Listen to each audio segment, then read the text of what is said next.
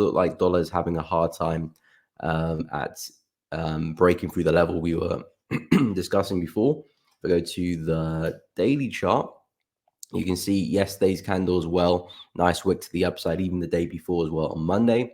Still rejecting that same area around 104,500. So I do expect to see some downside here for dollar. Now, it might not be the biggest move of the world, but I do expect to see some retracement because it's been such a big move to the upside. The market's quite stretched. And in FX, we tend to not stay stretched for too long before having a correction. How big that correction will be, when it will happen, that's a question which we'll only know the answer to when it does happen. But we're at a strong area of resistance. We're already seeing some signs of failure to break through. This is a good sign that the market can see some downside. We've also broken outside of this descending channel as well. Not the cleanest break, the most momentum. If that candle can fill the wick, that would be great. But we are breaking through there to the downside. So again, that's another sign that the market is struggling. And of course, we have that kind of triple top there. 1, 2, excuse me, and 3 there as well. So the market is really struggling at breaking through that high. So that's a strong sign that, okay, 104.5 is a big level for the dollar. We're struggling to break through that. And we're starting to see some nice bearish momentum, and especially breaking through that ascending channel there. So now I am looking for a bit of a move to the downside for the dollar. The key thing is just momentum, really, because if the market does start to form a big wick and say we close strongly bullish, that would be a little bit of a warning sign there. But the market has shifted bearish. If that wick can fill, that'd be great. We still got 55 minutes before that 4H candle does close. So that would be interesting to see. But yeah, really nice momentum, nice rejection of the high. And yeah, I'm expecting to see some downside from this area.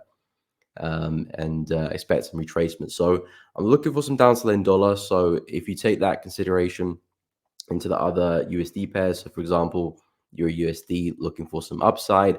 I've already talked about the reasoning behind why I'm going long at this specific area. Nice level support there. We've got the ascending trend line here, first test, second test, third test, and of course anticipating that fourth bounce. And hopefully we can see a push back into this high. But I will be looking to lock in some gains at that first level on the 4 hour. Looking at some other USD pairs, for example, like pound USD, expecting to see a bit of upside for this one. This one actually did see a bit of upside, a bit more than euro, because you had a bit of a sell-off at some point. But we have seen a bit of upside, so it looks a bit corrective here. The key thing is, though, it looks like market is kind of breaking out that channel, though, but not the strongest breakout per se. So I would like to see a bit more momentum here for pound USD. I think the key thing is that we're still kind of holding on to support here. Now it's turn resistance, so the market is got a bit of an obstacle in its way. But should we break above that, that would be a strong sign that, okay, pound USD is probably going to see a bit of upside here. Again, I still do expect a lower high to form at some point and the market to come straight back down, most likely. But at least there might be some short-term buys to take advantage of, followed by some short-term sells or longer-term sells. So that's kind of what I'm looking at for pound USD. If we have a look at Aussie dollar there as well, yeah, nice strong closure there on the 4 hour, nice candlestick closure. Again, the market has been falling for quite a long time now, so again, it looks pretty stretched to me. We're likely going to find some upside at some point. I have spoken about a retest of this low here. That to me looks like a likely place for the market to get back towards. So again, if USD is going to fall a little bit, that should help out Aussie dollar to get moved back into that same level. And then, yeah, we probably will find resistance there and continue. Like I said, I do think the bigger move for Aussie dollar is still to the downside. Since we've broken through that low, this is now the next big level for me, which is around 0.63800. So I do expect to see price make a way towards that level, and there could be some nice retests and some nice entries on the retest of that same level. And looking at NZD USD as well, this one's kind of doing the same thing, although we probably won't get the retest of the low, which is all the way up there. That'll be a pretty big move for us to see, which could happen. I don't think we've got any major NZD news this week, but if the market does want to retrace, the level is there and waiting. We might see more kind of more micro pullbacks, something like this to test this level here and then be on our way. That could be the case, but either which way, I do think a bit of a pullback is likely and then some more downside, and same with my euro position as well. So All in all, I do think dollar weakness has kind of arrived a little bit, expecting a bit more of it though on dollar because the candle is leaving a bit of a wick. So I'm looking to see if that can fill, or at least the next candle after it. But to me, it does look like we are struggling to see some dollar strength at the moment, and markets are looking to turn around. Dollar CAD, though, still fighting high. I think CAD is a bit weak, to be honest. So that's kind of helping to push us higher. I think it'll be interesting to see how the weekly candle closes, because we haven't had a successful candle closure above this particular price here, around 1.38860 for a long time. You know, since we created that resistance in October 2022, the market has failed to get a candlestick closure above that. And right now, this week's candle is trading above that area. So I think a candle closure above that is pretty significant. Not to say that we are suddenly just going to break out, but it might be a bigger push higher first. Maybe might take out that wick.